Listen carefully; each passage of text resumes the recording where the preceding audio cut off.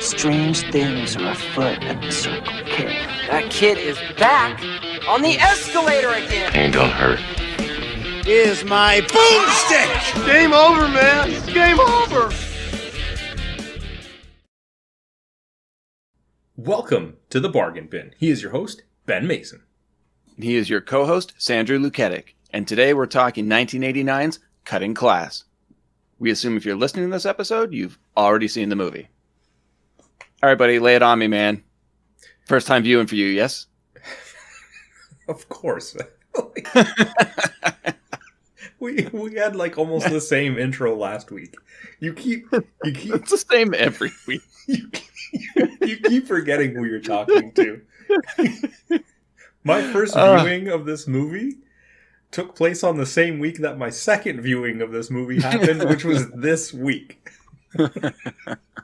But I know for you, this is one that harkens back to your early days, right? Oh, yeah, man. I've got the VHS and the DVD. All right, then. I don't know if it was the smartest purchase, but I've got them. Well, why don't we find out if it was or wasn't the smartest purchase? Why don't we jump into the plot here? All right, you got it. The Worst Song Ever opens the movie as we see a paperboy doing his morning deliveries in the suburbs. Newspapers, for some reason, sound like bricks when they hit the driveways, which is amazing. Sure. But one of them, when he throws it, it just opens up and blows away in the wind, but still hits the driveway and sounds like a brick all wrapped up. Yep. That's, I guess, kind of setting the tone for the movie. It's really, it's a nothing scene that's just meant to give you the credit scroll without interrupting anything. Yeah. And it does set the scene, too, of like where this movie is taking place. And all I can assume is California. Either that or Connecticut.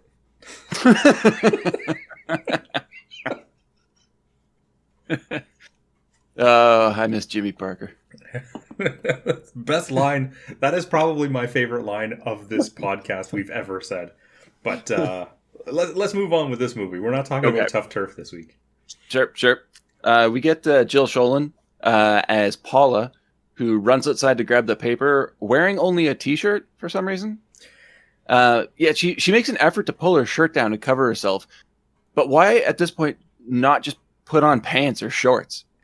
See, this is what I was thinking. Because not only... Okay, I could see not putting on pants or shorts if you just want to run out and grab the paper, right? Pull your shirt down.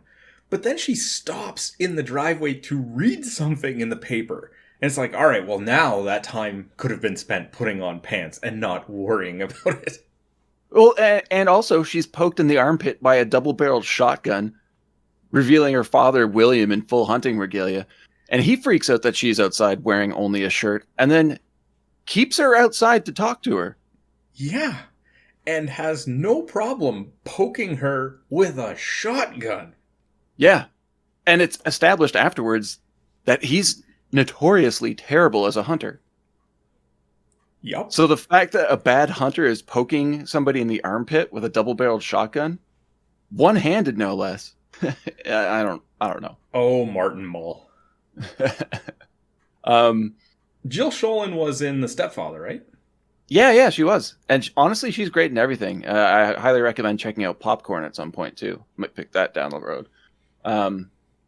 But she tells her father not to read the newspaper because he'll just find something to get upset about. He agrees. So is she the one who reads it? How many teens sit down and read the paper in the morning? Well, she's not saying don't read it in general. She just means not while he's on vacation, because it does get mentioned in like a minute that he's a district attorney. So chances are, if he's on vacation and about to go hunting, if he reads the paper, he's gonna see something that, as a district attorney, might get him revved up. Yeah, okay, that's fine. Why throw it in the garbage? They threw it in the garbage? We'll get to it. There's just a bit of a back and forth between her and her father. But yeah, he's leaving for a week-long hunting trip, and she's nervous because he's a great DA but a terrible hunter, and he asks only 3 things of her, 3 promises: 1, to attack her homework; 2, no boys in the house while he's away; and 3, no cutting class. And this is when he gets in the car and drives off. And Paula throws the paper in the garbage can, which is now, like, the paper's open and reveals the full headline of Boy Who Killed Father Released from Institution. So maybe she doesn't read the paper. But you're not going to stop paper delivery for 1 week while someone's on vacation. I don't know. I just found it strange. It's far from the most strange thing to worry about. It gets so much weirder. But I do like how much of an emphasis her dad puts on the biggest rule, don't cut class. Yeah. Don't have boys in the house, that's a rule. But yeah, if there's a gray area there, fine. But you do not cut class. No. And that's saying the title of the movie moment. Well, one of them. Yeah. William, he pulls over at a weird bait shop / bar. I'm not entirely sure what this place is. And asks about the mallard ducks and how they're big this season. But I'm pretty sure they're around all the time in California. I don't know. Anyway, why does he bring the gun inside? This scene is very weird. Like, the guy at the bar is drinking away, which is fine, but his glass is mysteriously refilled when he goes to drink again. And then this old guy, I don't know if you were going to talk about it, but that rubs, like, the dirt and worms on. Yeah, like, he grabs a handful of dirt and spits in it, and then wipes it on William's vest, saying he smelled like the city. I didn't know that ducks have a keen sense of smell to the city. I don't know, man. And, like, I don't remember this scene in the movie until I rewatched it. I'm like, what the hell is going on? I remember the hunting part. I don't remember any of this weirdness. Well, it's because this scene has no point in the movie. None. At all. I'm like, dude, don't put your hands and spit on me. I don't know who you are. Yeah, it's assault. I'm a district attorney. Yeah. Then we just get William entering the marsh, and he starts hunting ducks. Then he hears a voice yelling, "Mr. Attorney, over here," before being shot in the gut with an arrow. Okay. Could they have tried to mask the voice a little? You would think they would have. But no. Not at all. I won't say, but it's very clear who says it, which makes the ending of the movie pretty anticlimactic. I remember that the very first time I watched it. There's the reveal. I'm like, well, yeah. Is that supposed to shock us? Why even say, hey, Mr. Attorney or whatever? Yeah. Just wait for your opportunity and shoot him. Yeah. Keep quiet and just shoot him with the arrow. I mean, unless you're... somebody had to edit that line into the movie. That was a choice. Unless you are absolutely confident in your ability to shoot a bow and arrow, which we will see he is not, don't give them anything that you could identify them with. And that's why I'm trying to figure out at this point, is this intentionally a comedy, or is it just so bad that it's funny? I don't know. It's listed as a horror comedy, but I have an odd feeling it's a comedy in the way that The Room is a comedy, and that it was meant to be serious and was just so bad. Like, well, yeah, obviously it's a comedy. I mean, it's definitely a joke. Ugh. Wow. All right, next we get teenager Dwight, the young, fresh-faced Brad Pitt, driving down the road in his convertible. Like a maniac.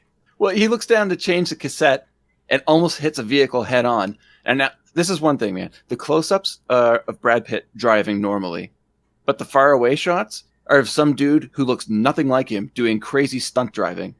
And the scenes don't even match up, because when you see Brad Pitt driving, you see certain cars and backgrounds behind him. But when you get the stunt driving, there are no other cars around, and it's a completely different area of the road. And then it cuts back to Brad Pitt, and then back to the stunt driving. I didn't even notice that. I think I was just so stunned at how stupid they made this guy. Like, even when I'm changing a CD or cassette back in the day in my car, it didn't cause me to swerve into another lane. He almost kills a child, too. Okay, I mean... the kid was on his big wheels. He did ride out in front of him. But he did a sick 360 spin out. Obviously, right, Dwight should have paid more attention, but that one's a little different because the kid did drive out into the street, right? But his reaction of getting up out of the car, same time tomorrow? And his mother looks pissed. And Dwight just drives off. Well, why wouldn't the mom be pissed? The kid just drove out into the street, and the guy that almost hit her is a dick about it. Yeah, but originally I thought, oh, he must know like these people, and there's some relation there. But no, he's just an asshole. No, the movie is immediately making you hate this guy. Yeah. Like, Dwight is not a likable character. Spoiler alert, at no point in the movie is he a likable character. I don't know. There's an argument maybe once or twice, but they're few and far between. Okay.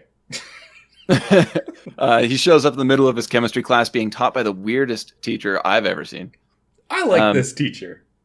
He's just, I guess he's one of those teachers that are so involved in what he's doing and so excited to teach the class. Yeah, he was a quirky character, and like I did like his enthusiasm, right? Yeah. Oh yeah, definitely enthusiastic. But that's definitely one of those teachers in high school where everybody in his class would be like, oh my God, this fucking guy.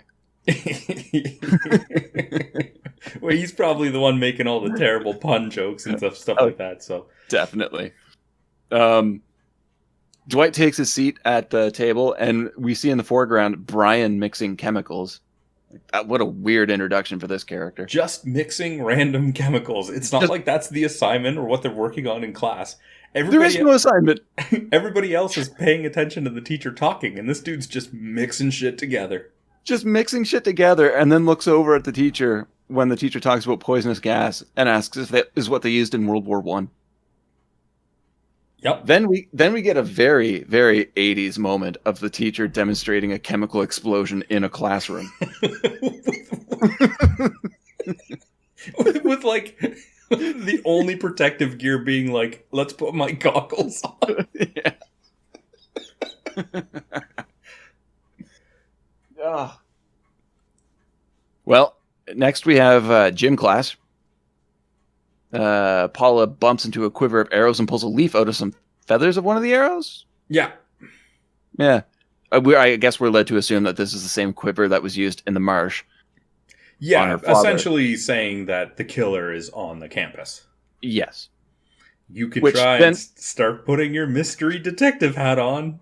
Okay, the big mystery for me here is, where exactly is her father hunting? Yep. I agree with you 100%. I agree with you 100%. How close to a high school is he just firing off double-barrel shotguns? They go for a hike in the same marsh. Yes. Anyway. And throughout the duration of the movie, we cut back to him trying to get back. So is he heading in the wrong direction? Like, if it's a hikeable distance, he should have gotten back a lot sooner. Like half an hour. It's been days. Okay. The girls set up balance beam, and Paula hops onto it, immediately drawing Brian's attention. Dwight notices, and the coach tells Brian to keep it in his pants.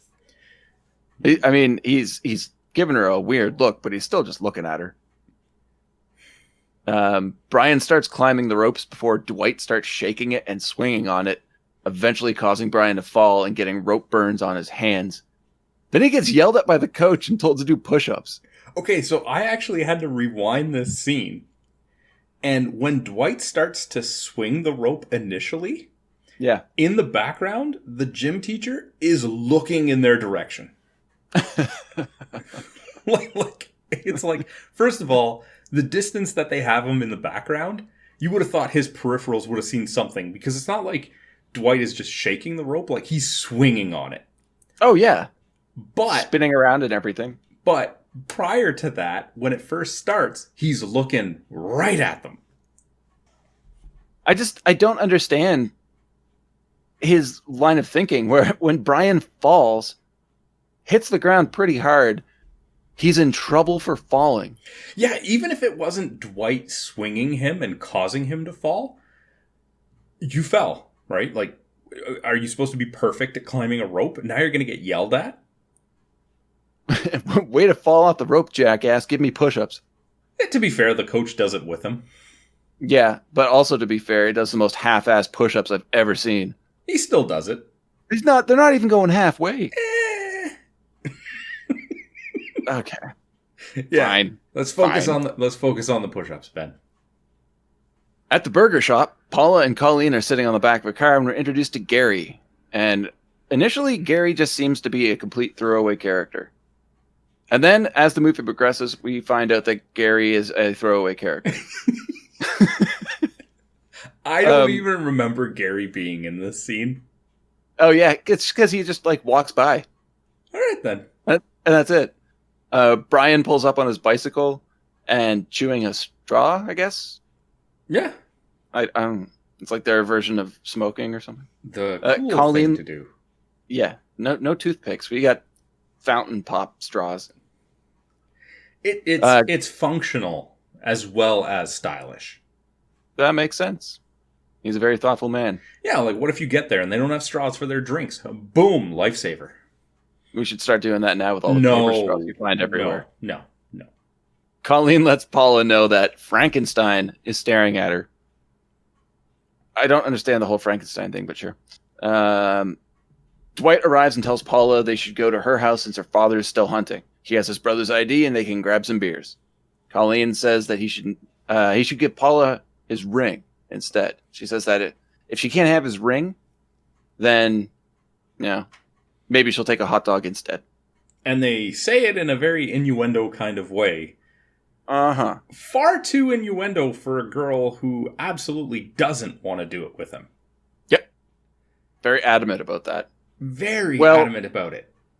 But her terms are very strange. We'll get to that, absolutely. Okay. But it was just a very weird scene because I didn't get like the innuendo. The innuendo jokes coming from Colleen, sure.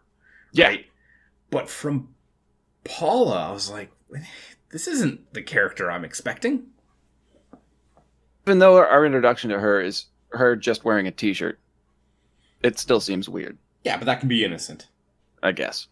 Dwight approaches the counter and Brian appears with a hot dog. When asked how he knew that's what she wanted, he says she had that look.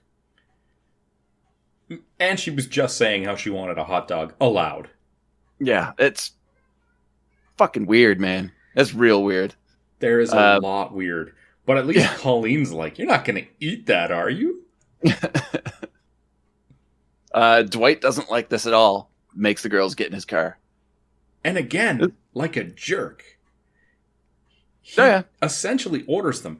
They could have done this scene where he does it in a more cautious way. Like protecting them. Like, hey, girls, like maybe you should get away from him. Go to the car or something. But no, he's just flat out like, get in the car. And I find like, okay, this is where we discover that Dwight and Brian were friends once. And that will never happen again. But it's weird that this is where we find out that Brian is the teen that was in the mental hospital. And Dwight just wants him to stay away from Paula. Like, it's a major plot point that's thrown away in shitty dialogue for some reason. Very shitty dialogue. Like, Dwight is using the comparison to when he broke his leg, and he's like, well, they could just take a picture and see that the leg has been mended. You can't just take a picture of your brain. It's like, yeah, but there's other tests. Yeah, it's bad writing, man. Very bad writing. But I mean, come on. You didn't go into a 1985 movie called Cutting Class for the writing. If 85, I would understand that. But I'm pretty sure this is 89. Oh. And there are standards, sir. My apologies. Yes, you are correct. It is 89. Case withdrawn. That night at Paula's house, Dwight's trying on her father's suits before trying to sleep with her. What the... All right, first of all, putting on someone's parents' clothing is not a way to get their juices flowing. No. No. And then saying something like, his clothes is bigger than mine, but I'm bigger where it counts. That's doubling down, man. That's not going to get her on top of you, man. Like, or apparently it will, because she objects right away, but says not until his grades improve. This was one of the worst lines. Yeah, it was terrible. I got nothing to say, man. There is so much in this movie that should be really good. And it's either terrible, poorly executed, or creepy as fuck. Agreed. Like, it just... Because next day at school, we get Principal Dante, played by the most amazing Roddy McDowell. He's on the intercom talking about an obscene caricature of himself that somebody drew on a lab wall. This is one of the creepiest school principals I've seen in film. Mm-hmm. And I think it ruins his legacy as a great actor, because you could get anybody to play this role. It is so poorly written. It's so creepy. It's going to ruin anybody's career. Yeah, I mean, we're talking about the guy that did the voice of Snowball in Pinky and the Brain. You can't mess with that legacy. Peter Vincent, man, from Fright Night. Screw you, dude. He's in the Planet of the Apes. Well, thanks for picking up my joke and throwing it in the trash. I've never watched it. Okay, man, just move on. It fell flat. Maybe somebody out there laughed. My apologies. He really was the voice of Snowball in Pinky and the Brain. I'm going to have to research the Snowball character of whom you speak. It's just a reoccurring character. It's not even a regular. It was just meant to be a joke. I picked one of his lesser roles. I shouldn't be trying to explain this. Just move on, man. Entering an art classroom, Dwight says he doesn't want Paula to go through with this, but she tells him it's art. The art teacher basically tells Dwight to go away before Dwight calls him gay. The art teacher responds by staring creepily at Paula's chest. Not much better than the principal. He instructs the class that they'll be focusing on muscle definition that day and how it changes with movement. So he makes Paula bend over to grab an apple and gets the class to focus on the changes in her back. Brian shows up out of nowhere. Like he must have been hiding in the class, like actually found a hiding spot before other students came in and was just waiting, which means he somehow knows her class schedule that she doesn't even have. I don't know. And staring at her, knocks over a statue and stops it from hitting the ground by grabbing its breasts. The only way that this could have been better is if he, like, Rey Mysterio'd out of the background. And was just like, boom, I'm here. And the teacher has no problem with it, because he's like, join her. Yeah, he makes them pose together. And then we get some really weird tension between the two of them. Very weird. It's almost like they've known each other for a very long time, but we're led to believe that they don't know each other whatsoever. Yeah. And can we talk about this scene for a second? Sure. She argues with Dwight about why she should do this. Mm-hmm. And is like covering herself up the entire time. And I get it. The art teacher is like ogling at her. But even when he's not, when she's just sitting on the pedestal and he's like addressing Dwight, she's like covering herself up like she's embarrassed. Then why did you volunteer to pose in a swimsuit? Yeah. Where's the consistency? I don't know. I was seriously concerned the way this movie was going that it was going to be like a nude pose. It had been a long time since I had seen this movie. And knowing that we had seen her naked in The Stepfather, I was like, no, this is way too creepy to have this happen at a high school. Don't do it. Yeah, no, they didn't. And that's good. And like, okay, there's a lot of scenes and a lot of pervert teachers in this school, as we'll get to. Mm-hmm. I get the ones that are looking at her ass. Cool. And she's a very pretty girl. Stunning. But this teacher is staring at her chest, and she's relatively flat. Is she? Relatively. Okay. Like, you see her next to her cheerleader friend, and it's night and day. And I'm not saying, like, oh, you shouldn't look at someone with a small chest, but, like, why are you making it like this, like desirable. I don't know. It seemed odd to me.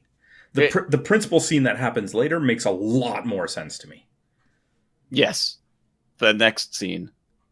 Is it the very next scene? I can't remember the order of the scenes, man. It kind of all blends together. It's Paula selling tickets to the basketball game. And the nerdy guys there talking about, like, what happens if this happens and this happens? Can he get a refund? And the principal basically tells him that he has to buy a ticket regardless. And he does. And then they hits on Paula in the most blatant way, asking her to stop by his office later. Yeah, but before that, I want to get back to this nerdy guy who doesn't want to buy the tickets. At one point, she says exactly what I was thinking. It's 50 cents. Yeah. The tickets, there's a sign right over her shoulder that says 50 cents. And he's like, can I get a refund if this? And at one point, she's like, it's just 50 cents. And the whole time prior to that, I'm like, if you have any interest in going to this basketball game, whether you get sick and can't go later or not, I'm going to risk 50 cents, even in 1989 money. Okay? Yeah. I was more confused. I'm like, this is a dodgy fucking movie in the first place when it comes to ages. I'm pretty sure most of the students are a lot older than high school students. But this whole scene, I was like, this guy has been in high school for probably 25 years. Maybe he's one of the teachers, and the reason he's hesitant on the 50 cents is because he makes a teacher's salary. and he's been ripped off for the last 20 years in a row. But I mean, like, ultimately, the principal who's like, oh, I'm just trying to drum up some school spirit and profit, makes him buy 2. And it's like, yeah, I can spare $1. Yeah. When Paula does actually go to the office, this is just creepy for creepy's sake, because it doesn't make any sense. Okay, there's so many creepy points here. I don't know how you want to start. When she shows up and goes into his office, he tells her to look on the floor. That's where she sees her new cheerleader uniform. But when she bends down to pick it up, she bends down at the waist, and he's just looking up her skirt. You missed one. Oh, great. When she walks into the room, he's like hiding behind the coat rack and like jumps out at her, like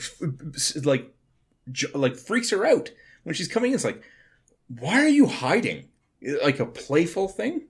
There's so many scenes where people hide in the weirdest places in this movie. And then when she goes to pick up the uniform, okay, I don't know why she's not bending at the knees. It wouldn't make as much sense for the scene. Yeah. But how long does it take to pick up a uniform? Yeah, I know. She is down there for quite some time. And the really, really creepy part about this is Roddy McDowall is such a good actor, but I don't know if he's acting or not in this. I don't know if he's just an old man staring at a young woman. If he's actually playing the creepy principal staring at a young woman. At least in his defense, he's looking at a woman that is not actually a high schooler. She's like 25 when they're filming this. I don't care, man. It looks creepy. It would look more creepy if she really was a high schooler playing a high schooler. Yes, very true. And this is where he tells her to try the uniform on, and he'll just turn around and won't look. I mean, honestly, this is pervert high. Yeah. This is fucking lawsuit high. How is there so many thirsty teachers that are all apparently into the same one woman? Or maybe all of them, but we only see the one on camera. It's like, maybe that's why. Maybe the reason that these teachers aren't being fired is because this principal is like, yo, head of the fan club. Oh, God. Yeah. Especially knowing, too, that it's the daughter of a district attorney. Yeah, if you get caught, you can totally get away with it. Yeah, right. Correct me if I'm wrong. Do we see that Brian is in the closet looking at this? Yeah. Yeah, he's spying on them the whole time. How did he get into the... Okay, they don't show that it's Brian. They just show that it's someone, right? You could tell it's his eyes. You see his eyes through, like, the slats. All right, fine, whatever. They try to hide who it is. Even This guy just hides everywhere. Yep. I mean, there's a theory online that I don't know if I want to get into just yet. I don't know what this theory is, but I'm looking forward to hearing it afterwards. Well, why don't we just get into it right now then? Sure. There's multiple scenes where he is hiding somewhere in the school. In this closet here. Later on, when the students break into the school, he's hiding behind a water cooler. Water cooler, yeah. And also hiding behind the statue in art class. Yes, and also, if you notice, he wears pretty much the same clothes in every scene. Oh, do you think he's living in the school? That's the online theory, is that he is homeless and he's living in the school. Because you researched this movie? I research every movie we talk about. I didn't know about this. So, and, if it was one of those movies where it's like it takes place over one weekend or a camping trip, and maybe they didn't pack as much in all of the characters, but all of these characters go through a lot of wardrobe changes. And he wears the sports coat and bowling shoes, of all things, bowling shoes. Like almost I find that weird. Like, again, almost to stress like a homeless person, for example, would just be wearing whatever they could get their hands on. Yeah. Right? Because even the sports coat, kind of odd attire for a high school student, right? This is a very, very good point. Like, not to mention the combination, like sports coat, white t-shirt, bowling shoes. He's always in the school, even at night. Like when they're breaking into the office, how's he already in the office, right? Like that's. And we know he killed his father. We never hear about his mother, to my knowledge. I mean, in the movie's defense, we never hear about Paula's mother either. But we know that she has a home to go to. True. Interesting. Anyway, that's just a theory that I read online. But I mean, it would make more sense because it would also, like, how would he get in and out to get the bow and arrow at the beginning? Right? Oh, whoops, I spoiled it. But you know what I mean? Yeah. Huh. Anyway, it's just a theory. And it doesn't very actually, interesting theory. It doesn't change the movie at all, right? Like where his origin is, because it doesn't. But anyway, move forward. If somebody came up with this on their own, and it wasn't like a part of the movie that had been removed or like edited out, either during filming or post, or even in the script stage, that means that's the best part of writing in the entire film, and it's just not there. Interesting. Yeah, you can always rely on online fan theories. We see the art teacher again, taking items out of the kiln, but is knocked inside and the door closes and the kiln is turned on high. Okay. Yeah. So, we already know Brian is the killer, okay? Like, I've kind of spoiled it. If you're watching this movie, you kind of already know it at this point. Yeah. How did he get from the principal's closet without the principal seeing him? Or the vice principal. To get to the art class. I have no idea. And I'm going to go a little morbid here, man. Okay. In the neighborhood I currently reside, there is an amazing coffee company, and they roast all of their beans and do everything on site. Less than a block away is a crematorium, and they do all of their roasting as well. So you know before you go outside if you're going to be smelling coffee or people. They smell very different. And you can see black smoke churning out of the roof of the school, the chimney in this school, and no one says a thing about it. I mean, okay. I was more perplexed at how he got there, like via teleportation. But oh yeah.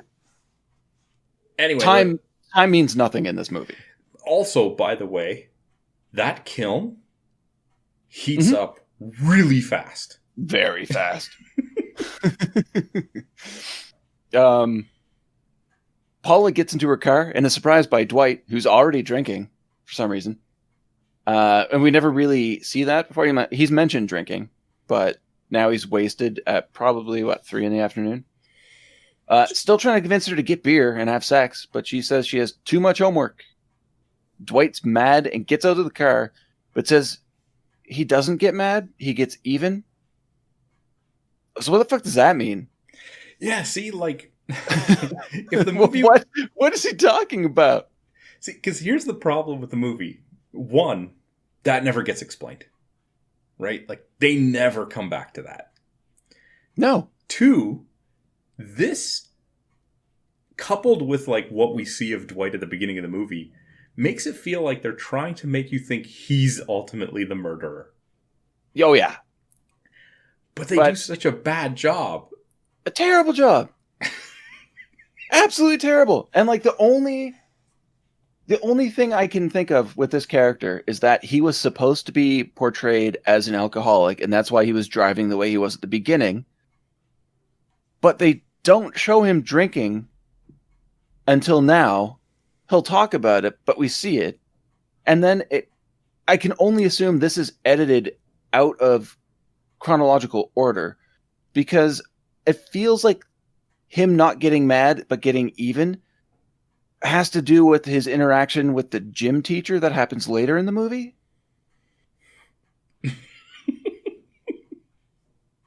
Right? Because this doesn't even fit in the plot of the movie right now. I have a very insightful I don't know to participate. Anyway. He tries to get back into the school to get his math book, but the door's locked. The janitor, the creepy janitor, everybody in this movie is creepy.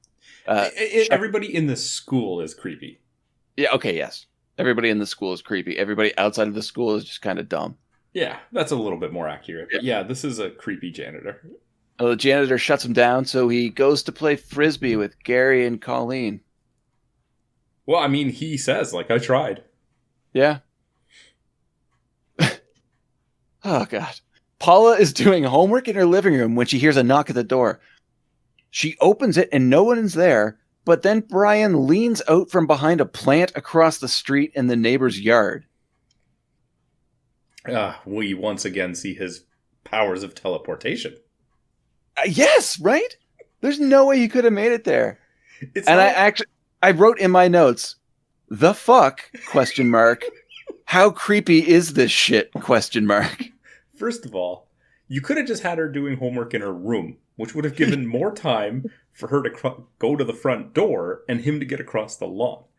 Two, if he's trying to creep on her, just leaning out and revealing it is probably not the best tactic. Yeah, it's like, knock on the door, run, hide. Did she answer the door? I don't know. Let's see. Yeah, that's her. Door's wide open. Oh, yeah.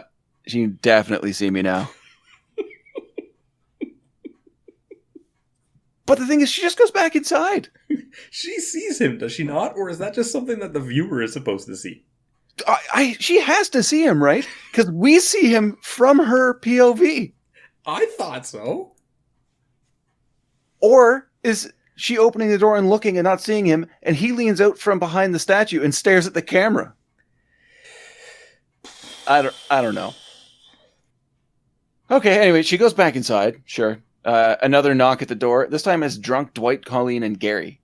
They want her to stop studying and give them the key that she has to the principal's office so they can look at Brian's files.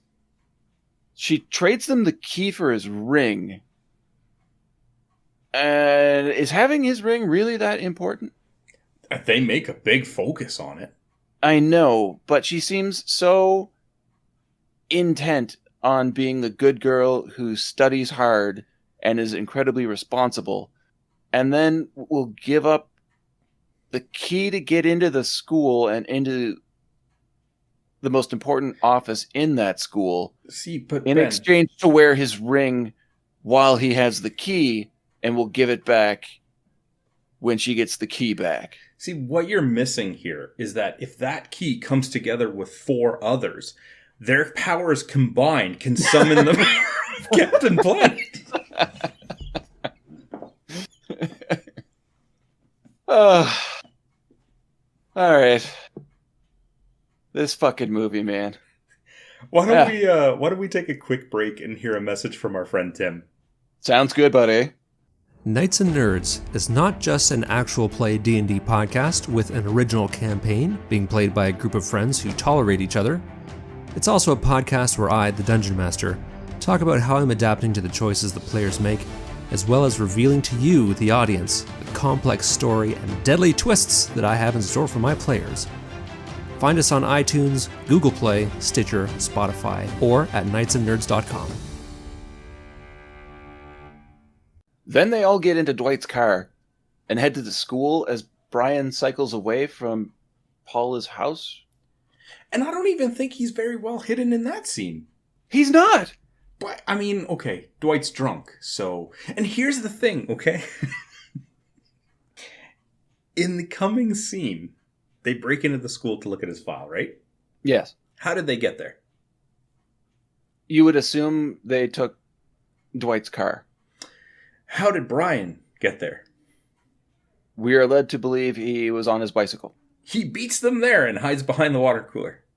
You're right. This guy's Jason Voorhees, man. He just teleports everywhere.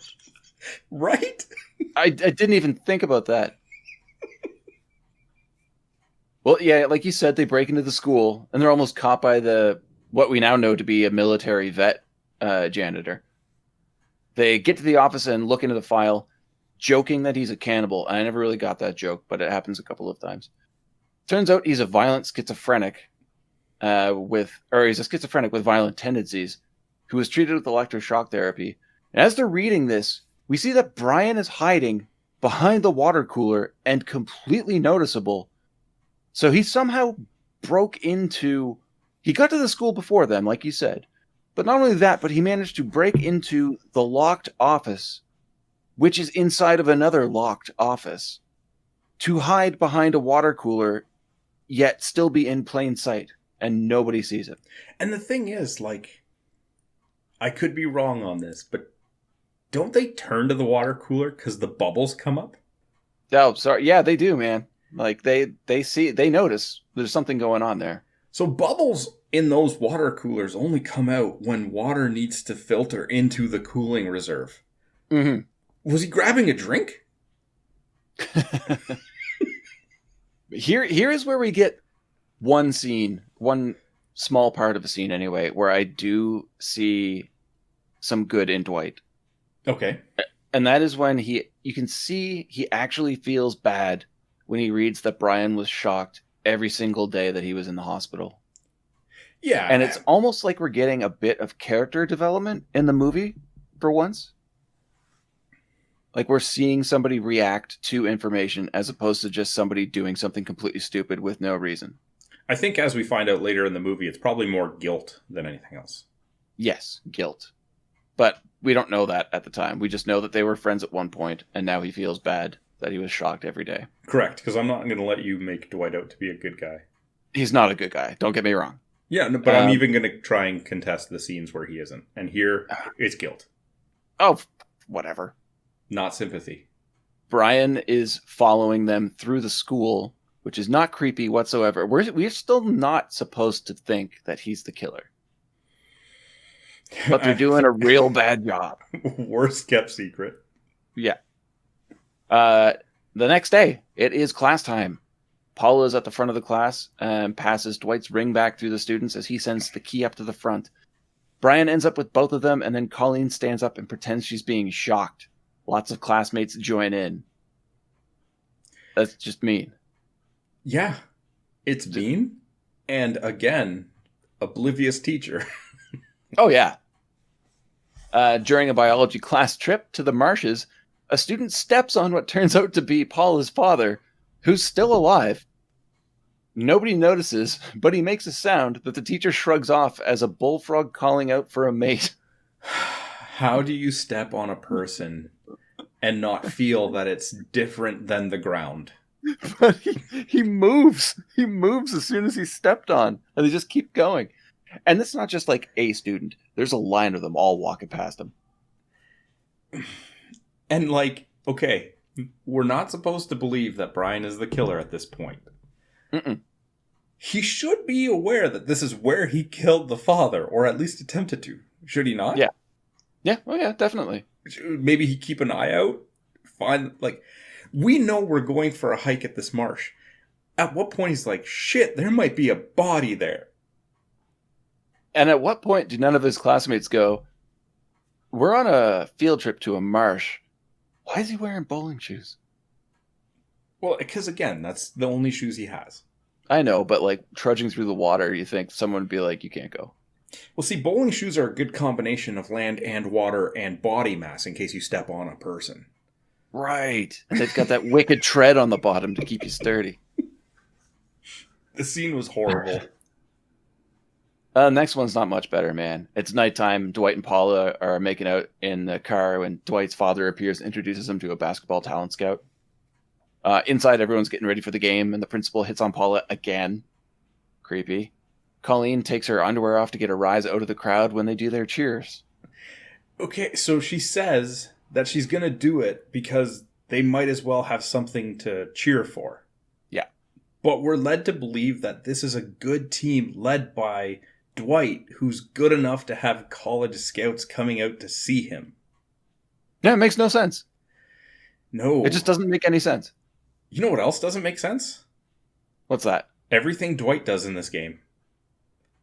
Yeah, so you're a basketball guy. I wasn't really paying attention to that.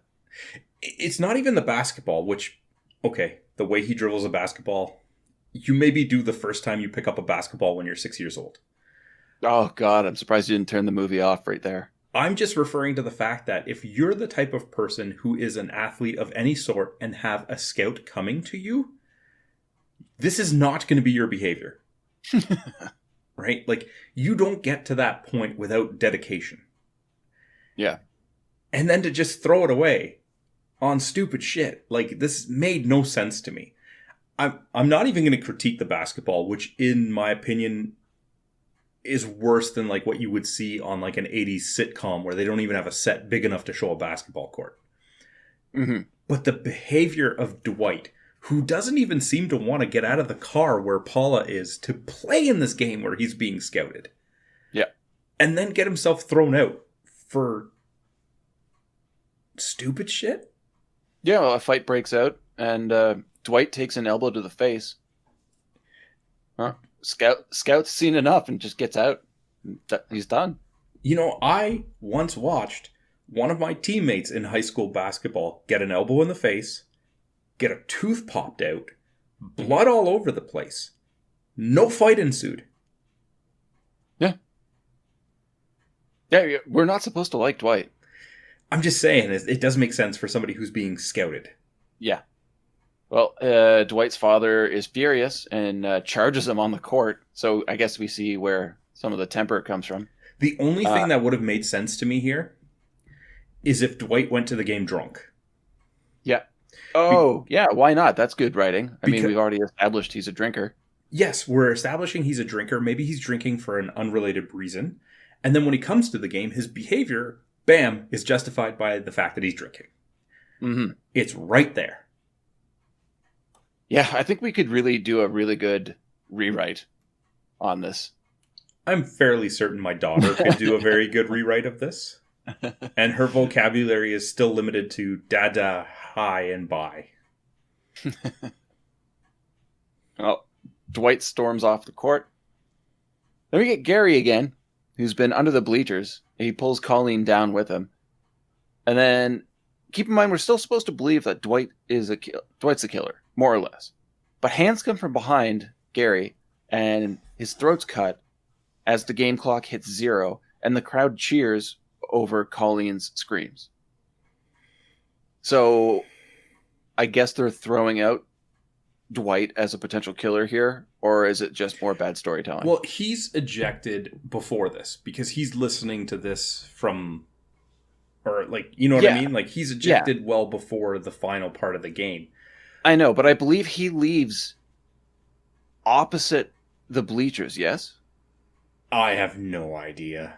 So he'd have to do like a weird circle around and then sneak in through what we would have to believe are another set of doors elsewhere, which could be, but it just seemed like a weird choice for me. Or you're forgetting that people in this movie can teleport. Well, we've only seen it with Brian, though, so... We don't know that yet. All right. But here's my issue with this. Have you been in a loud cheering auditorium? Yes. The terrified screams of Colleen would stand out against cheering, even if it is loud. Oh, definitely. But nobody notices. No one. And it's not a big gym. It's pretty small. Yeah. Well, post-game, Dwight and Paula are getting friendly in the car. We see Brian, who wraps the window quickly to interrupt them and runs off. And I'm Paula just asked to go home and study. I'm glad that Dwight, who's dedicated his life to getting to the point where he's enough of an athlete to get a scholarship, feels no ill effects of getting kicked out of the game, ruining his chance. No, he gets more pissed off at the gym teacher. Yep. I don't know. Well, the next day in shop class, everyone gets to learn how to work on brakes. Car being used is Dwight's, and he doesn't want Brian touching anything on it. Underneath, the two have what is this movie's attempt at a heart-to-heart conversation, reminiscing about the past when they were friends. Brian talks about when he and Dwight were working on his father's car and admits that he took a part out and never put it back. But he didn't take a part out, he cut the brake line, so this dialogue makes no sense. You caught that, right? No. Yeah. Well, then we cut to the marsh, because William's still alive. He's up and walking now. He couldn't have done that when they were hiking. He gets shot with an arrow. Are we He's down and out, laying on his back in the water. And now he's just up and around. Maybe the one step on his chest from the student essentially defibrillated him back into consciousness. I don't know. Okay, yeah, now, undeniably, this is a comedy, yes? No, because it's still not funny. Okay, it's supposed to be a comedy, yes? I don't know. Alright. Okay. In class, Mr. Glynn is embarrassing Dwight again. Brian stands up for his former friend, and they both get kicked out of class and have to go see Mrs. Nocht, who's the vice principal. Brian tries to befriend Dwight again, but Dwight wants nothing to do with it. Dwight goes in first, then Brian. And this is where I first noticed that Brian's wearing bowling shoes. Mrs. Nocht tells Brian none of his teachers want him in their classrooms. Brian's having none of it, and his reaction gets him suspended. Oh, man. I think it's a good thing these teachers are open-minded. They're so terrible. They all suck. Yep. Paula and Dwight are fooling around as they walk across the gym floor. The janitor gets mad at Paula for wearing her shoes on the floor that he's been working on. At this point, I feel like we're supposed to believe the janitor could be the killer. No. Yeah, it would make sense if he's pissed. Hold on. Yeah. What? You missed a scene. No, I didn't. Don't they show the janitor cleaning up after the basketball game? That's what he is doing when they walk past. This is this scene? I believe so. Because it's right before the photocopier. But what I'm saying is, this is the following day in school. Yeah. The janitor, I thought he was... Oh, yeah. Yeah, okay. Because, I remember seeing this scene where the janitor is cleaning up after the basketball game. And he mops up all of the blood from Gary's kill. And just doesn't have a problem with it? No. Yeah, and that is the scene where Paula and Dwight are walking through. So he didn't clean until the next day? Not until the next day, man. And that's why he gets mad at Paula for wearing shoes through the newly waxed floor or whatever, because he was cleaning up the blood. There is so much popcorn hiding this blood. Yeah. These people, they just dump their popcorn out. Yeah. Yeah. Keep going. Mrs. Nocht is using the photocopier in the dark for some reason. Yeah, why wouldn't you turn the light on? I don't know. I thought, the way this was shot, it made me think originally that it was at night after the school was closed and, a lot of the lights have been shut off. But it's not. Her face has been copied repeatedly, catching moments of her death. Dwight and Brian both end up in the men's room washing up. Brian has a cut on his face. Yeah. I don't know where this cut came from. I don't know either. Like, even if it's like, okay, here it's like, okay, which one of them is the killer? Mm-hmm. We don't know. But it's like, they didn't show like, oh, Miss Noct got, like, scratched him when she was fighting back or something. Like, where did this cut come from? I don't know. I think the bigger question is, how does it switch sides of his face? Well, I think the bigger question is how, if he just killed Miss Noct, is he in a bathroom stall? He teleports. We've been over this. So much like his body, his cut teleports as well, from one side of his face to the other side of his face. Did anybody edit this? Did anybody watch this? Oh yeah, because this movie is like a 101 on what not to do. Paula finds Noct's corpse, a crowd gathers, and Dwight blames Brian. Classes are let... Very quickly. Like, okay, I get that we know that Brian is the killer, even though we're not supposed to. But in this scene, Dwight goes on zero evidence. He just says he did it. Yeah, it's great. It's like what the guilty party would do.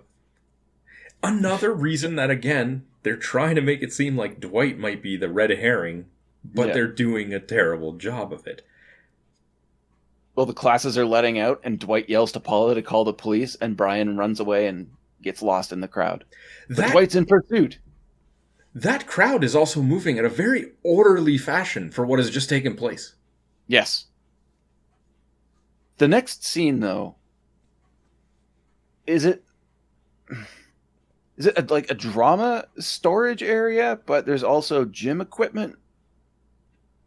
I'm not entirely sure, but Dwight's chasing after Brian, going through what appears, we'll just call it the drama storage area, and finds the principal trying on different costume pieces. This scene was there for no reason at all. Again, right? We don't need this. We already know that the principal is weird. Yep.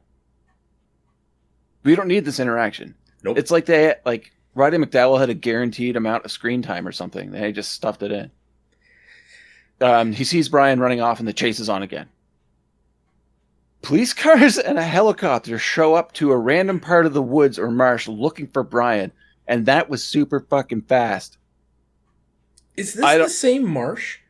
It is, yes. So how did none of them see William, like, hobbling around there? There's a helicopter. The helicopter didn't see him. A dog finds him. Yeah. William's stumbling his way out of the brush, stopping to rest and eat an egg. One of the search dogs reaches him and eats the egg. How long has it been since he's been shot now? I don't know. It's been about, I would say, 3-4 days. Where's he keeping this egg? I don't know. And he's been laying in marsh water for a while. This egg is not good. Don't eat it. No, I'm sure the dog died afterwards. He pleads with the dog to get help before demanding to know if the dog speaks English.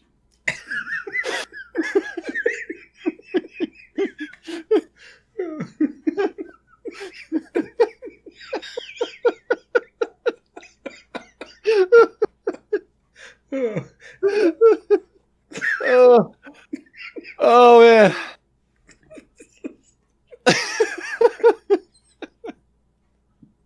He sells it too. Straight face. Give this man all of the awards. I can't. Just go. A meeting. Sorry. A meeting is being held, and the principal has to calm everyone down. How much time's passed? Auditorium's filled with parents. Either people don't work or this is much later in the day. This movie just time jumps all the time. I have no idea. Like, sometimes a cut is a day, and sometimes it's 5 minutes later. Yeah. It's pretty fun at this point.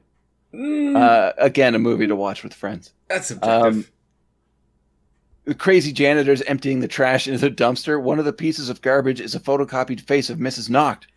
A hand from within the dumpster picks up the picture, and it's revealed to be Brian? Paula is studying at her house when Brian arrives. You can't just gloss over that. It's weird. Okay, one. The parents in the assembly are holding up and waving these photocopies. Mm-hmm. Surely Brian would be able to get one easier. I'm more so confused because I'm pretty sure those photocopies are evidence. Yup. And, like, okay, maybe he's in the dumpster because he's hiding. Fine. But at the same time, if he is the killer, we have to wait and find out. He doesn't need a picture to know what happened. He was there. Also, he's been hiding in that dumpster for a long time. Or he wasn't hiding in the dumpster and knew that the janitor was going to dump a garbage bin into that dumpster, and within said garbage bin will be a photocopy of Mrs. Noct, who he's accused of killing. In other words, he knew that the janitor was going to just throw out evidence. Yeah. Mm-hmm. Yeah. After everybody's had their grubby fingers on it. Let's see. Paula is studying at her house when Brian arrives on his bike. She goes downstairs and sees that a door is open, and we're then treated to a jump scare of the kid on his big wheel with a fake gun. What time of day is this? Seriously, this kid's just riding around at night, but it's not night, but it is night, yeah? I don't know. I don't know either. I have no idea. Well, she knocks over a stack of papers and a radio, which turns the radio on. On the air is a journalist ranting about how Brian should be locked away and the key also thrown away. She's very interested in these papers. Okay, so we know that Brian is the killer. Mm-hmm. The media does not, other than Dwight's accusation. Oh, yeah. It is a very irresponsible reporter who would just say, not only is this person guilty, but that they should be locked up and throw away the key based on a high schooler accusing him of being the killer. It's not even just that, though, man. Like, yeah, Dwight accuses him. Yeah, sure, all the teachers are like, we don't fucking want you in our classrooms. Again, I don't know, I guess they don't know about the deaths. I don't know how long it took before anybody figured out that the art teacher was in the kiln. But yeah, the media has a hate-on for him already, too. But I don't think we actually are supposed to believe that he is the killer. I mean, that's what the writing wants us to believe. No idea. No idea. Back at the school, the principal's giving a report on the death of Mrs. Noct. Nobody cares. Paula runs up to Dwight with the papers, and when asked what they are, she tells him they're the truth. Going through what we now know are police reports, it's revealed that Brian's father's brake lines were cut, and Brian had learned how to do that from Dwight, but refused to name Dwight to the police. Brian's watching this the whole time. So here's... How does she know that it's the truth when he doesn't name who it is? I don't know. Like, she calls it the truth.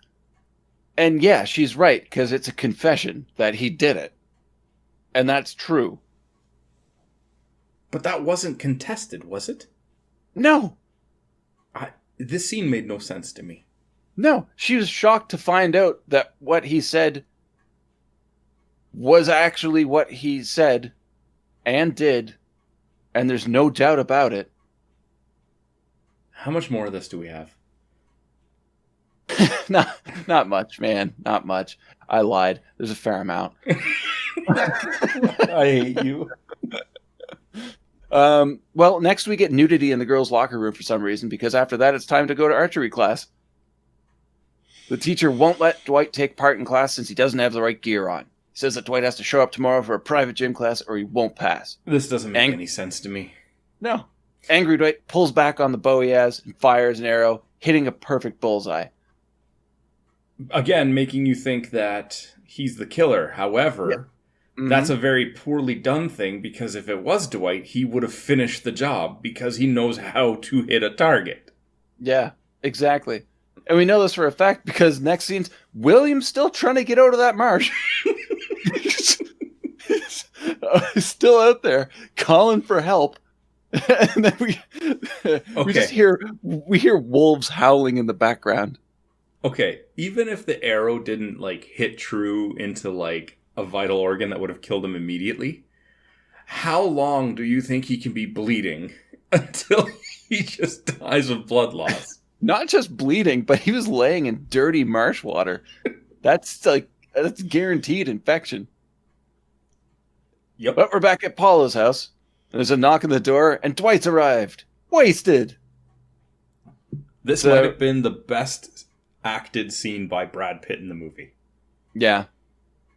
I thought it was actually a pretty cool scene because it's finally an interesting scene and a look at the popular high school couple where one is obviously going to succeed in life and one looks like their life's going to be going down the drain. All you had to do was actually play a basketball game, dude. Yep. Paula tells Dwight to sleep it off and he leaves. But not here. Upstairs. Sleep it off, but not here. Exactly. She heads upstairs to wash in the dark. Okay. Half naked. Okay. I clearly don't know about hair. For anyone who doesn't know us, in the avatars, I'm the bald one. Do people wash their hair by kneeling at the side of the tub?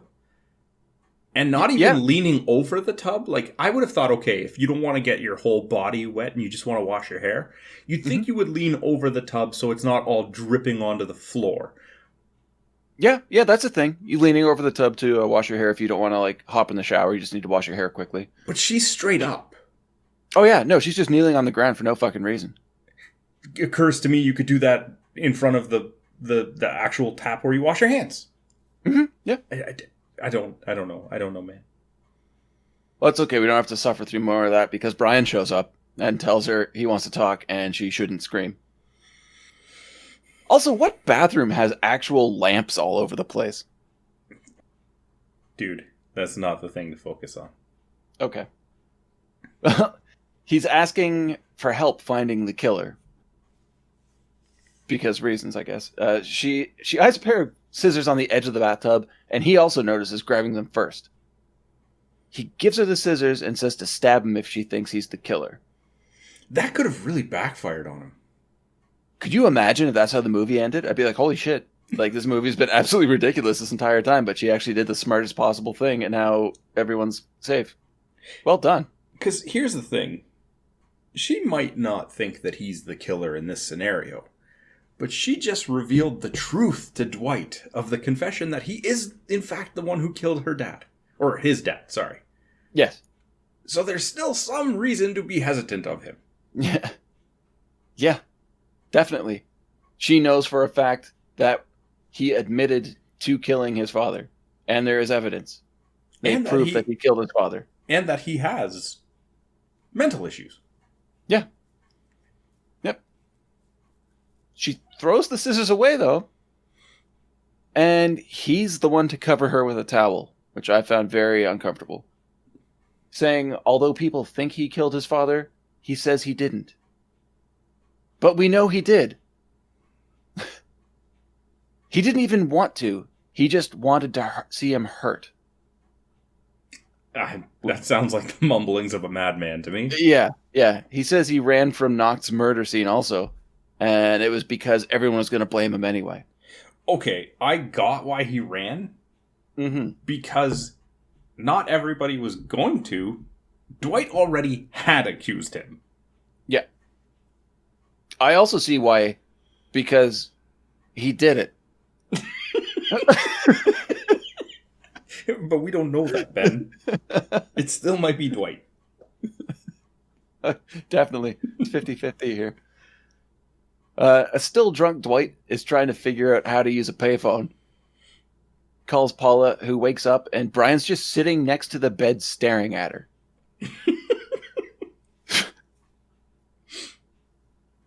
We have to be, like, they're definitely saying, hey, this guy's fucked up, and he's probably the killer, audience.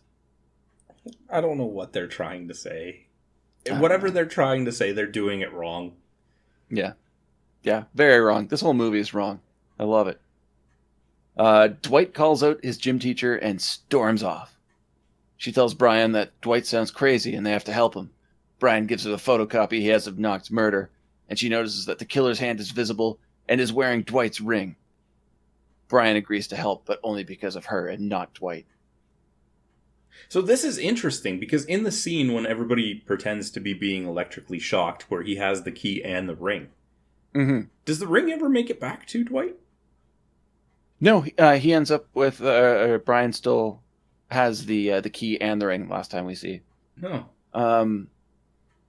The one thing that really kind of caught me off guard here when you think about it a bit, and I highly recommend you don't when we're talking about this movie, but obviously this is a planned, and that Brian still has Dwight's ring, and he's using that to frame Dwight for the murder. Mm-hmm.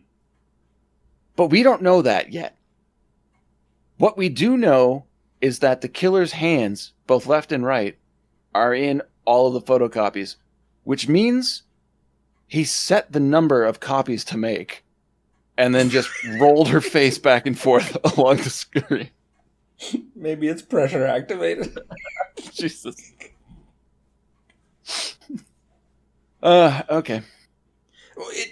In the defense of the scene, though, Ben, she was photocopying already. We don't know how many she set to photocopy before he started bashing her face into it.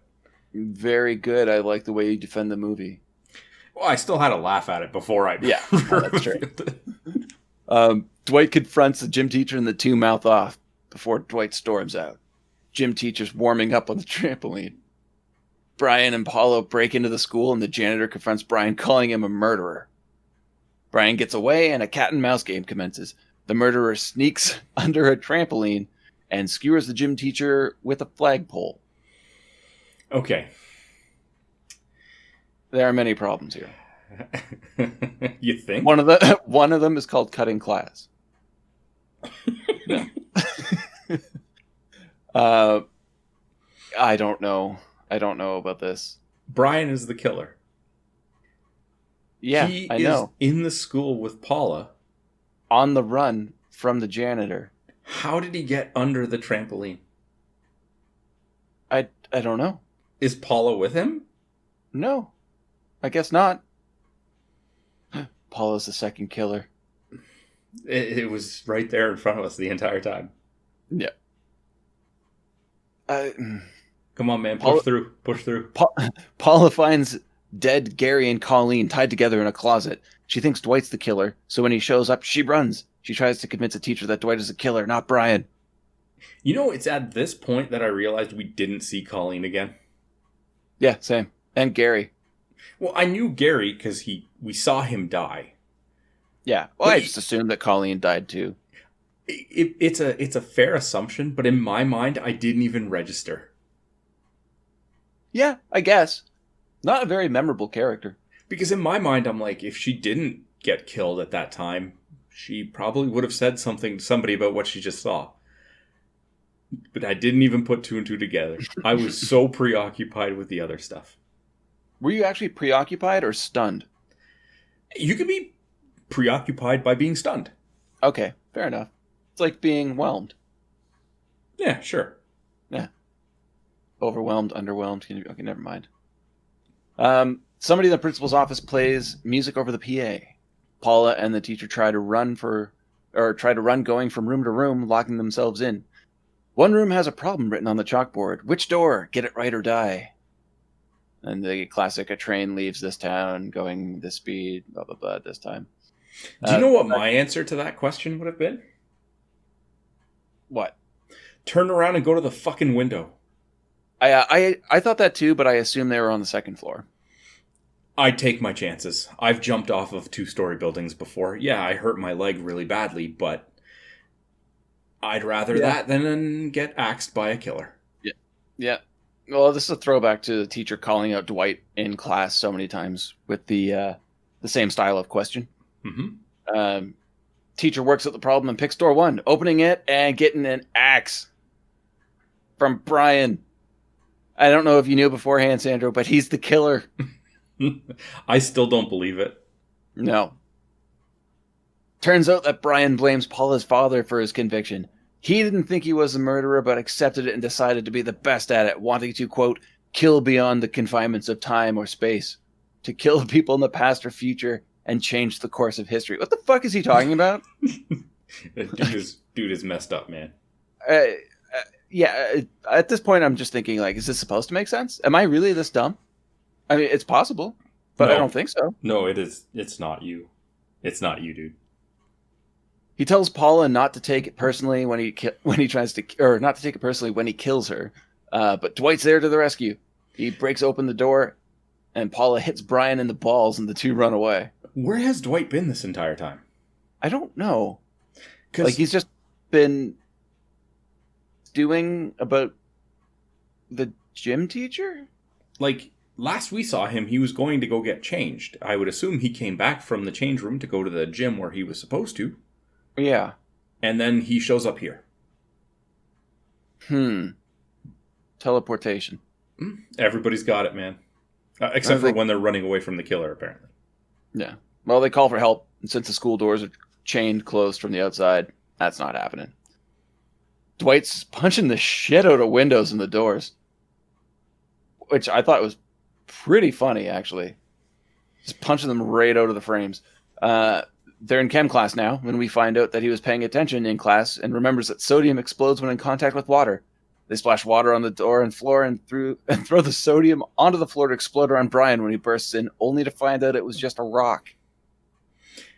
So, yeah, I mean, he clearly wasn't paying attention that well. I mean, good plan, but if only you remembered what sodium actually looked like. Yeah. And in my mind, I thought, oh, this is going to work, because it's a callback to something that they were doing earlier. Yeah, I thought it was more of like a redemption arc for Dwight as well. All along, he learned that he really does have a brain. In the shop classroom, the two hide from an axe-wielding Brian. He and Dwight throw down amidst self-automated shop machinery. It's like everything was on for some reason. Brian vanishes and then gets the jump on Dwight, saying Dwight is the same as he is, a killer, and tries to get him to kill Paula. For some reason, I haven't figured out yet. Brian puts Dwight's head in a vice. Paula yells for him to stop, and he says she'll do whatever he wants. He tries to kill Dwight with a drill, but she stops him. Tries to distract him by undoing her shirt and caressing his face before smashing him in the fucking skull with the claw of a hammer. That's the most brutal kill of the movie. And then he falls back onto a running saw blade and shredded. What's your view on this? She says close your eyes, and he just does it. Mm-hmm. So has he just gone more crazy? I don't know. But when that happened, I threw my hands up. I was done. Yeah. I'm like, are you serious? This guy plans math questions on the blackboard to make his kill. Mm-hmm. But one girl undoes a button, and he's just like, yeah, okay, I'll do what you say. Yeah. And I was happy with this kill. I was like, okay, I didn't throw my hands up in frustration. I was like, okay, well, at least we saw something interesting happen on screen. And then the creepy janitor shows up and says, what is this? Survival class? And we're back down to 0 at that point. I don't know, dude, Paula, I was already at 0. I know. Paula frees Dwight, and the creepy janitor says, I won't mind cleaning up after you at all, miss. Just strange. Which is odd, because up until now, I was like, yo, janitor, you are the only non-perv one checking her out. And then he says this. Yep. Paula shows a police officer or detective that Brian used Dwight's ring to frame him. The officer tells Paula to say hi to her father for him when he gets back from the hunting trip. How long has this been? A wild William appears. This man is determined to get home. But why is he walking? Where is his car? He has covered so much terrain. There is no way he never would have found a road, a person, his own car. Did he cover so much terrain? Because, I mean, this was a hiking distance away. Yeah, it's enough for a day trip on foot from the school. Anyway, Dwight and Paula are speeding through the streets. Paula talking about how Brian was ranting about killing in the future. William rolls down a hill and into the street, standing up. Dwight tries to stop, but realizes the brake lines have been cut on his car. Brian strikes again. He is killing in the future. He throws the car into park and spins out of the way, just missing William. Now, here's a question. Yes, sir. Is this the first time that Dwight's had to hit the brakes since they left the school? Pretty sure no. You'd think even like a red light or a stop, you'd need to slow down by using the brake. I'm sure he's not just coasting by letting off the gas to slow down. For him not to hit the brakes at all and end up where he is means that his car was parked on the highway, which must be running right next to the school. Which means William should have been able to hear the cars and walk towards those. But moving on. You're analyzing this too much. William says he's going to kill Brian Woods. Paula and Dwight assure him that they've already taken care of Brian. Because he knows that it was Brian. Because he heard his voice at the beginning saying it. William seems content before realizing what time it is and telling Paula she better not be cutting class. We get a freeze frame of Paula smiling and the credits roll. Wah, wah. So that happened. You got any details on this one, buddy? Not really, man. Outside of... I didn't look into any trivia or anything. I just knew the director also directed Exorcist 2, The Heretic. Uncredited director, which is one of the worst movies I've ever seen in my life. And the writer, Steve Slavkin, ended up writing some episodes of Power Rangers something, I don't know. The ratings were abysmal. All right. I know the Metascore. IMDb is 4.4 out of 10. Metascore is 43%, so that's pretty close. Yeah. Well, when it gets to Rotten Tomatoes, the tomato meter is 25%. And that's the critics' score, which I think for the first time is above the audience score of 22%. There is no reference to a budget anywhere that I could find, nor how much this movie made. I'm assuming it was direct to VHS. I do have the VHS and I do have a DVD copy. And I was trying to figure out when I was watching it earlier why this movie would have been filmed in widescreen if it was just going to a VHS release.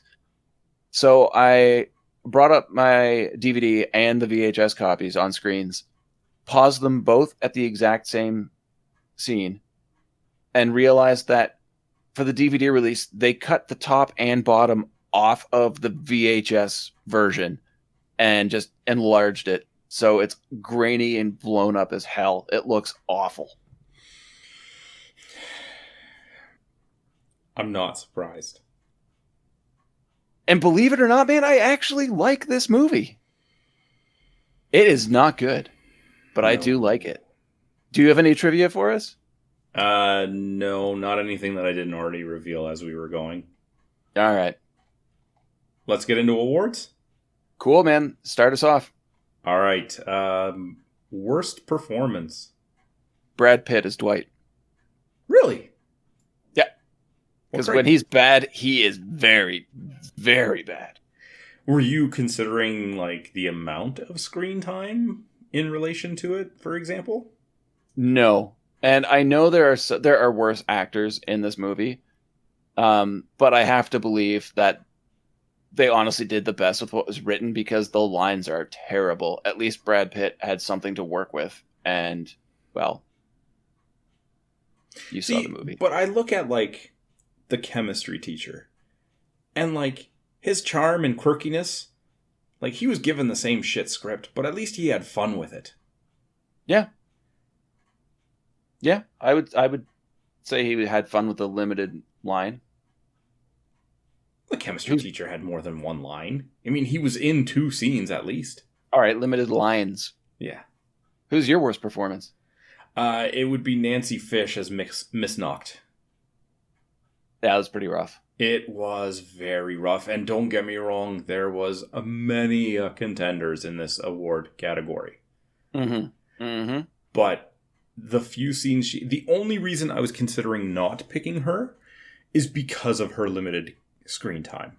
Yeah. Because, you know, like, I agree, Brad Pitt was pretty bad. I think the scene where he showed up drunk at Paula's house might have been the one scene that saved him from that award. Mm-hmm. But, like, in limited time with Miss Knocked on camera, I can't think of a second of it that wasn't insufferable. Mm-hmm. All right. Yeah, that's my award. Okay. Miss Knocked. Nancy Fish. All right. Next. Best performance. Brad Pitt as Dwight. What? Swerve. He actually got my worst and best performance because when he was bad, he was terrible. But there are certain moments where he shines, and I don't really think anybody else in this movie shines. When it comes down, even like Jill did great with what she was given, but she wasn't really given much, and she didn't really it didn't look like she was trying that hard. It looks like she was there, she was getting a paycheck, she just had to go through lines, she had to look like she believed what she was saying, but she wasn't really giving it her all.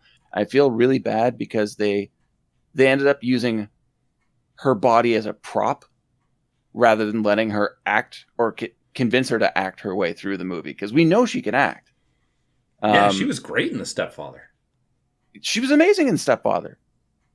But there's also a runner-up in Martin Mull, because he's actually a good actor, and he was just hamming this up.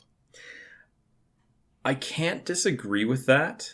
And he was actually one of the people that I debated for Best Actor. Mm-hmm. And the reason that I would give him runner-up instead of Best Actor is because the first scene we see him, while he does poke Paula with a shotgun, mm-hmm.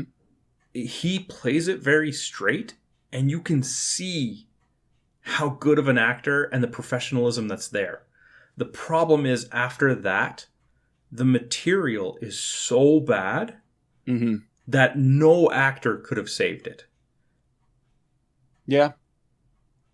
Like, if I'll go along with that. If it wasn't for all the scenes trying to escape the marsh and arguing dialect with a dog, he would get it. Because that intro scene, and even the scene in the bait shop, like, shows his acting chops. Mm-hmm. You're gonna be surprised, though.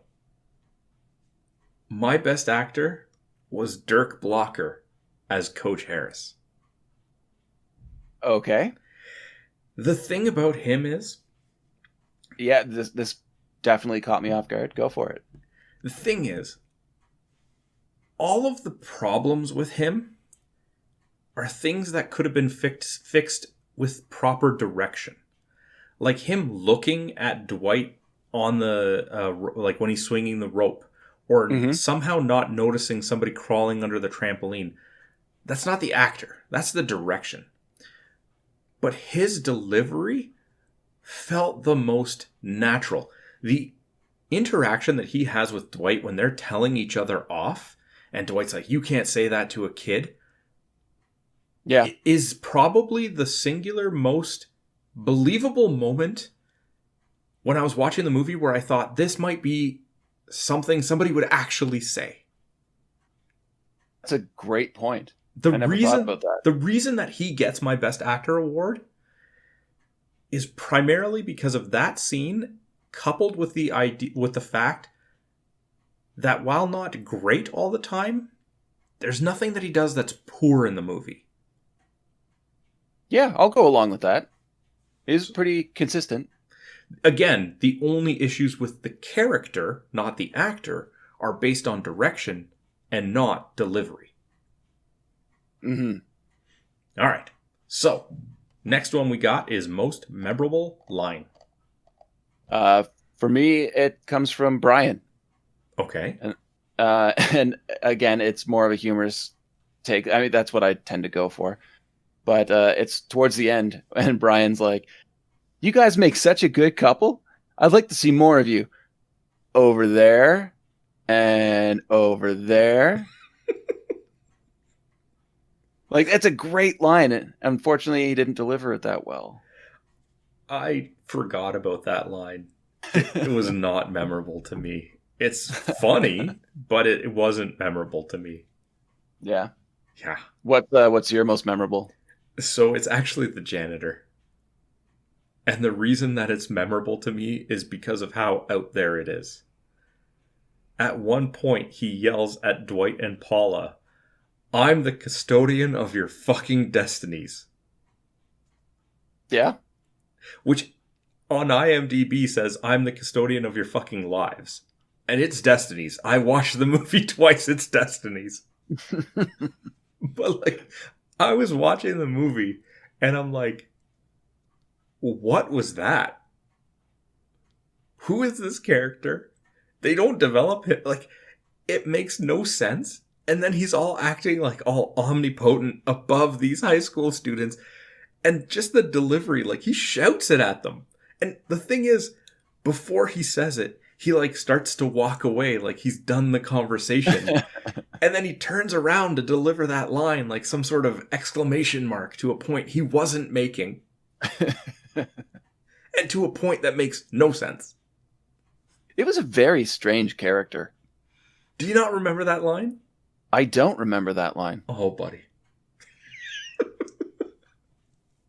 What about your most memorable scene? It's the basketball scene.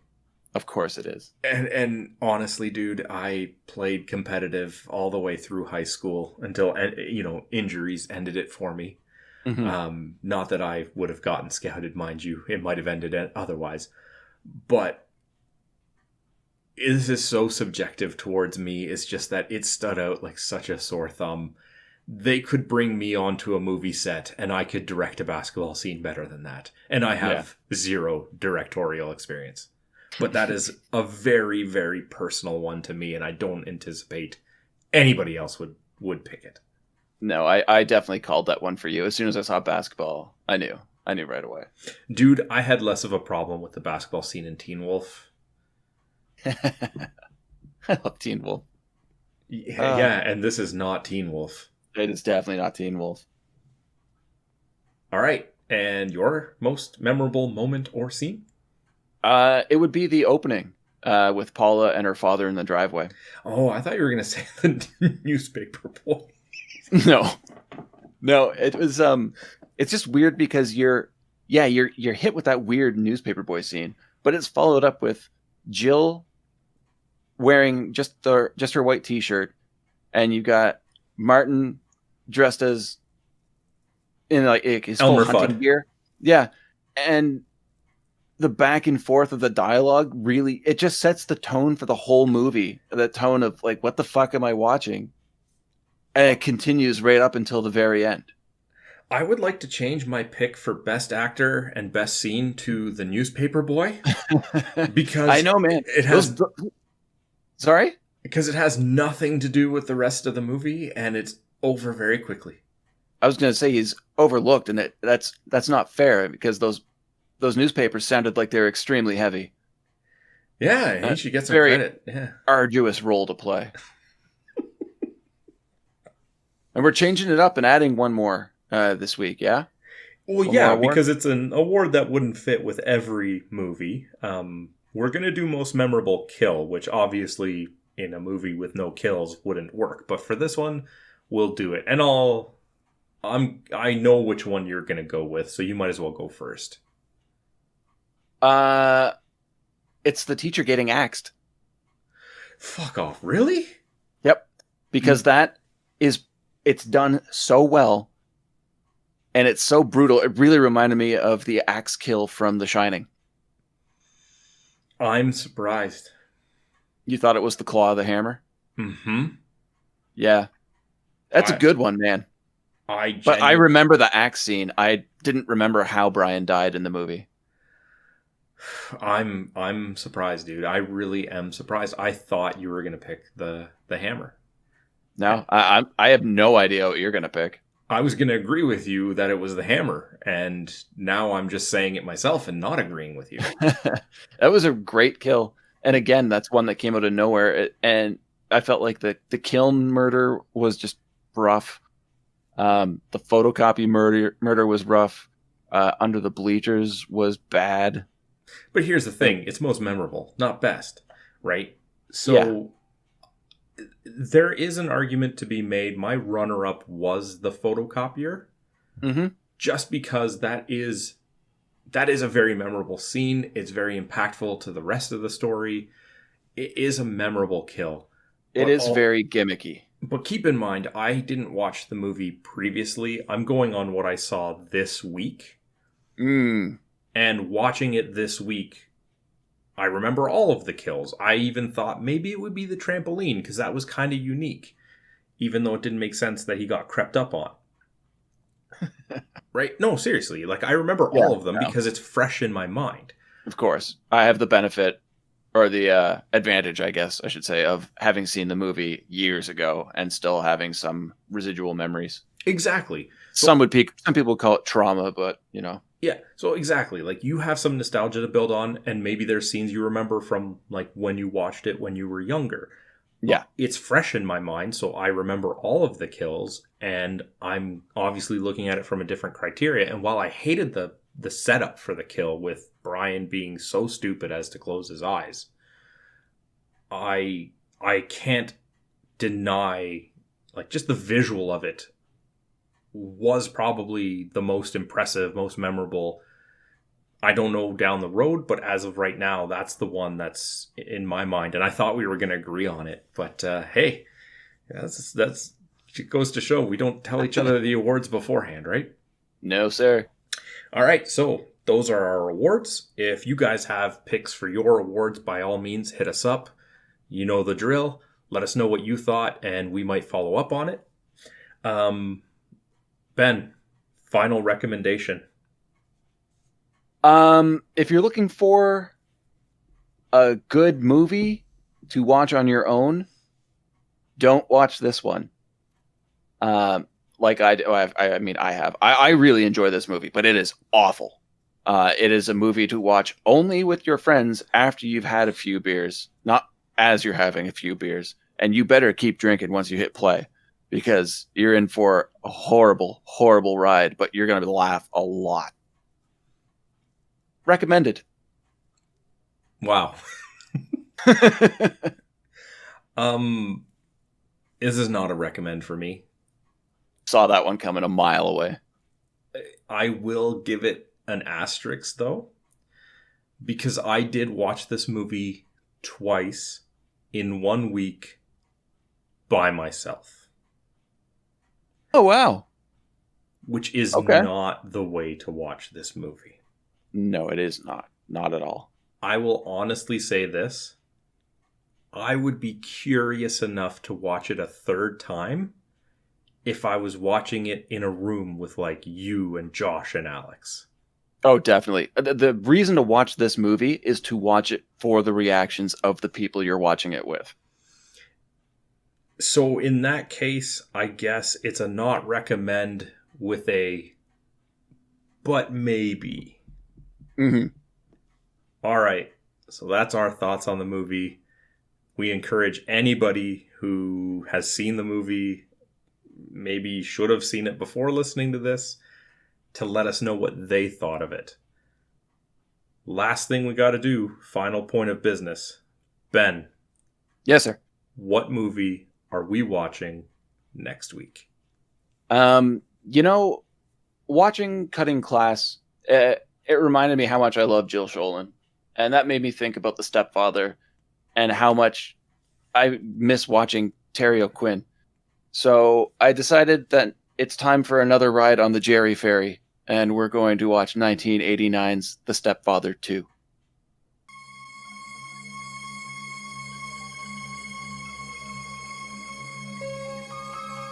Jerry Blake, Henry Morrison, and before them, Bill Crater. They all had something in common. They were all for a time happily married, and they were all the same man. What kind of man changes names like other people change their clothes? Where do your thoughts take you? There was an accident, kinda. Just about anything that you'd want in a kitchen has been built in. Well, my last house had a basement workshop. I like to work with my hands. Do you specialize in your practice, Gene? Family guidance types of problems. Where do your thoughts take you? Phil left a little over a year ago. He's zeroing in on you, and he's ignoring everybody else. Dr. Gene Clifford, this is... Phil Graylin, Carol's husband. Why is he here? Oh, he wants a second chance. Why don't you ask Phil to stop by and have a chat with me tonight? I think it's time I cracked open this file. Carol, what exactly do you know about Gene? That I love him. Make room for Daddy. How do I know he won't come back again? I don't think he'll come back this time. We're pouring our hearts out to some guy who no one knows diddly about. Oh, come on, Maddie. You don't even know if he's a real shrimp. You're nothing! Who the hell are you? Would you let me tell her? What are you going to tell her? More lies? Carol, I have a confession to make. She's agreed to become my wife. You will never find a better family man than me. Don't tear your dress, sweetheart!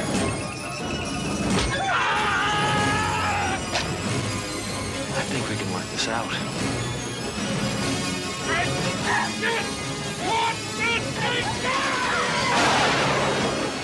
Terry O'Quinn and Meg Foster. There's something that you should know about my past. Stepfather 2. Daddy is back.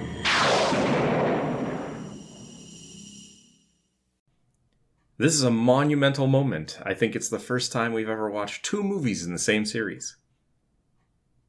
I think, yeah, you are correct. That should be interesting. But I'm excited. We have to wait a week for that. So until then, have a good one, guys. All the best, guys.